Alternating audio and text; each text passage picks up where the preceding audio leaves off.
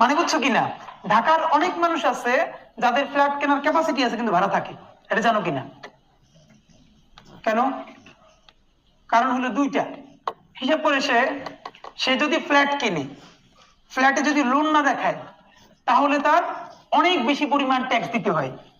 তো ট্যাক্স দেওয়ার পর সে যে পরিমাণ টাকা তার যাবে, এর থেকে সে যদি ভাড়া থাকে তার সেভিংস বেশি হবে ওই পরিমাণ ফ্ল্যাটে সে ভাড়া থাকলে। এই জন্য দেখবা বহু টাকার মালিকও সে লোন ছাড়া কেউ পারে না। বাংলাদেশের আইনি কাঠামোই এমন। তুমি একদম খুব সহজ সরল মানুষ যে ভাই আমার টাকা পয়সা আছে, আমি লোন করবো কেন, আমি ঠিক আছে 80 লাখ টাকা দিয়ে ফ্ল্যাটটা কিনে ফেলবো। কিন্তু এইটি হলো ভালো চিন্তা, কিন্তু তোমার রাষ্ট্রীয় নিয়ম এমন তোমার ভালো থাকতে দেবে না। তোমার উপর ভ্যাট তৈরি হবে যে কত পার্সেন্ট তুমি হিসেবে করবে না। আর যেই দেখাবো যে আমার 15 বছরের লোন, এই লোন দিয়া এই 15 বছর তোমার ভ্যাট ট্যাক্স মাফ করো, এরপর থেকে তোমার